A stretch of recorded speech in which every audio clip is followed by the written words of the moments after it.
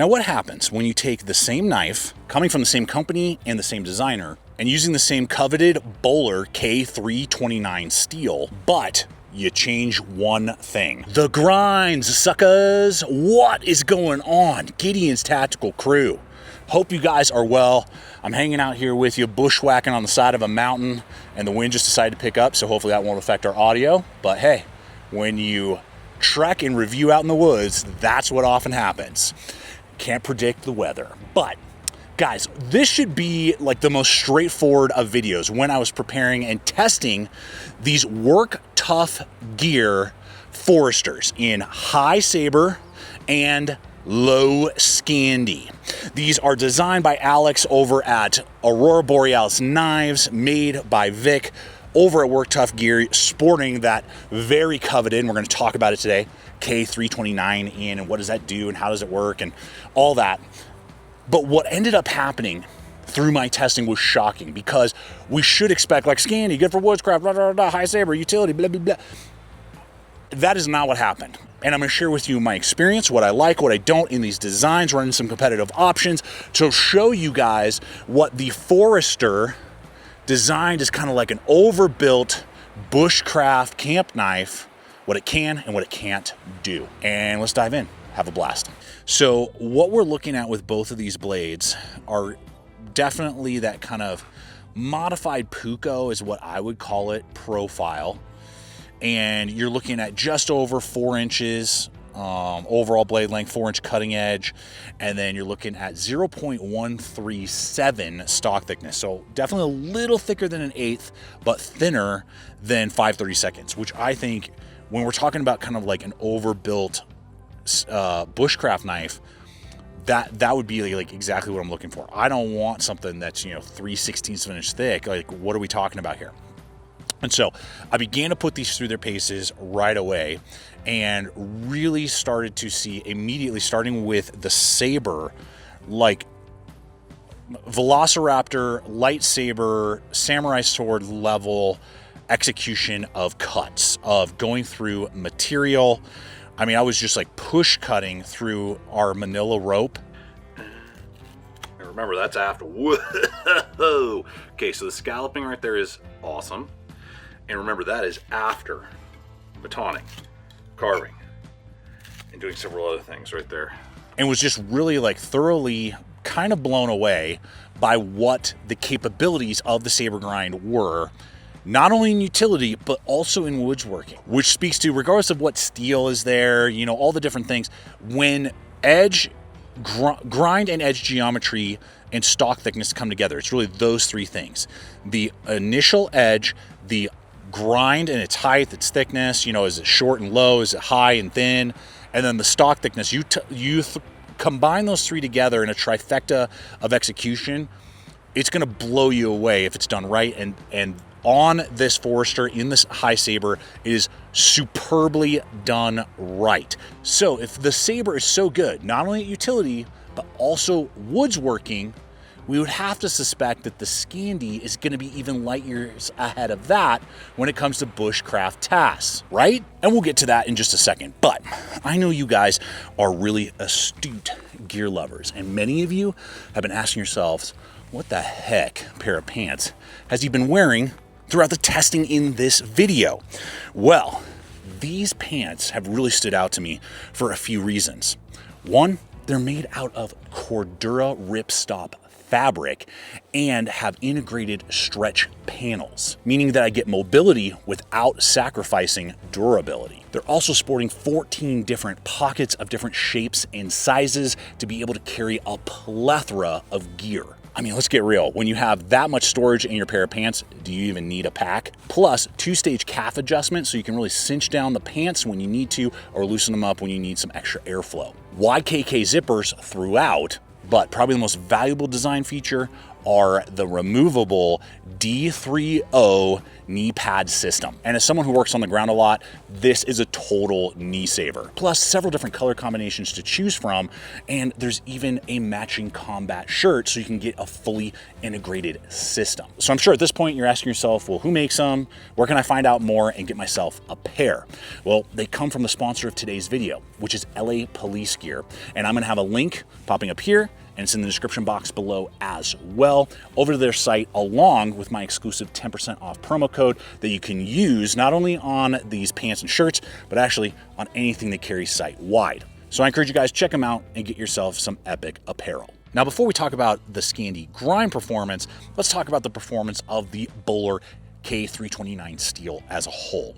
What's been my experience with it using the steel?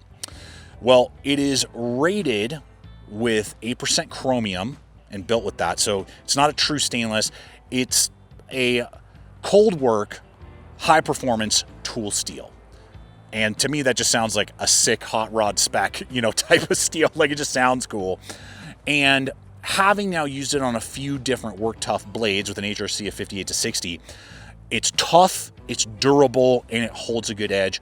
And it's not that hard for me to put an edge back on it. And obviously with the combined edge geometry and all the different things, especially on this blade, I've been really pleased with what the steel is capable of. Even with that durability with the tip test, the Scandi, obviously because it's pretty broad, held up no problem and was able to handle the lateral strength. But with a just over 1/8 of an inch thick, pretty precise tip on the Saber, I was a little concerned. No problem. Absolutely handled that type of abuse. I don't treat it like a crowbar, but absolutely was able to handle stabbing and some lateral without any issue. Both have 90-degree spines. They're just razor sharp, great for scraping, great for throwing sparks, doing the whole 9 yards, everything you want. Okay, the Scandi. As I began to use the tool, it batons great, holds up well. I wasn't seeing any deforming on the edge, doing anything like that, doing what it's supposed to be doing. Your basic woods crafting, splitting of wood, notching out wood, doing everything that you would want in a bushcraft knife. I was having some trouble making feather sticks with this particular grind. Just doing it. I'm definitely having to focus and think. There we go. Finally starting to kind of catch. I don't know, man. I feel like the geometry on this high Saber is I'm not working as hard. Put it that way. Weird. I don't know. It's like either wanting to bite too much or it slides off. And I'm having a real hard time finding dialing it in on this Scandi for some reason on where the edge wants to work. Huh.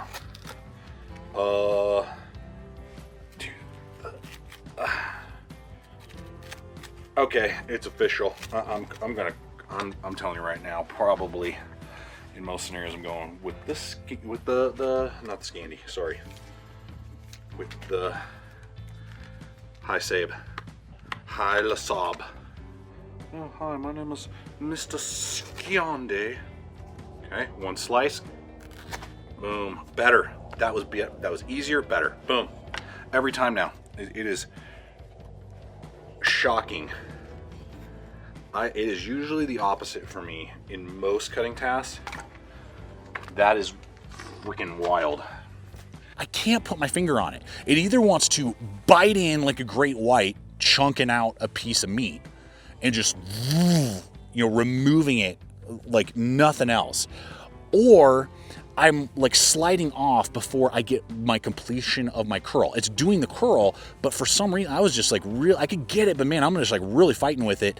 And if you were to ask me between the two, you're like, hey, go make a bundle of feather sticks. These are both sitting on a stump. I'm going with the High Saber grind, which I was really shocked with. It's not bad, but it's just not really doing what some other Scandis I've recently used can do. Now, obviously, you can change, edge geometry. You could, Scandi vex the edge and, do different things with it and all that. But there was just something with the grind height that wasn't working for me personally. Your mileage may vary. It just left me scratching my head a little bit with the testing of this blade. So, there it is, guys. That's kind of like the bomb dropper. As we look at just a few other basic specs here real quick, you're looking at like 4 1/4 handle length. They both have identical handles. You can get either micarta or textured G10. I'm really glad that there's some texture there versus like a slick high polished G10. I wouldn't have preferred that, especially with the very minor guard. Now the scallop is so nice right there. You can pinch, pull. You have a recessed lanyard hole, but it's very large. I was able to run a paracord lanyard through there without taking the scale off and just use my needle nose on my Leatherman to fish it through. So you could totally do that if you want to. Nice and full, right around 0.8 on the maximum thickness, tapering a little bit more back towards the pommel and a little bit towards the front guard there, but fills out my large sized hands with 3 1/4 knuckle span. Plenty of real estate. And then finally, before we get to pricing, competitive options, the Kydex sheaths are begging. Locks you in. You're gonna get that nice guard opening right there so you can deploy and immediately use the tool, and good tension. Not gonna slap around. I mean, zero need to upgrade a Work Tuff sheath. Now, Work Tuff did send me these 2 samples, but they did not pay or sponsor for this video in any way, shape, or form. So I can show you pros, cons, shocking performance potentially, things like that, and just show you what the blades are capable of and what they're limited in. Now, pricing, you're looking at under 200 bucks for both. Currently, they're like 180 to 185, just depends on handle, options, grinds, differentiations, things like that. So very competitive with a lot of other blades. I have one competitive option that immediately came to mind here in just a second. I will have links. They are in stock when I'm making this video, but they go quick. You know, they do runs and then they're gone and then they do runs.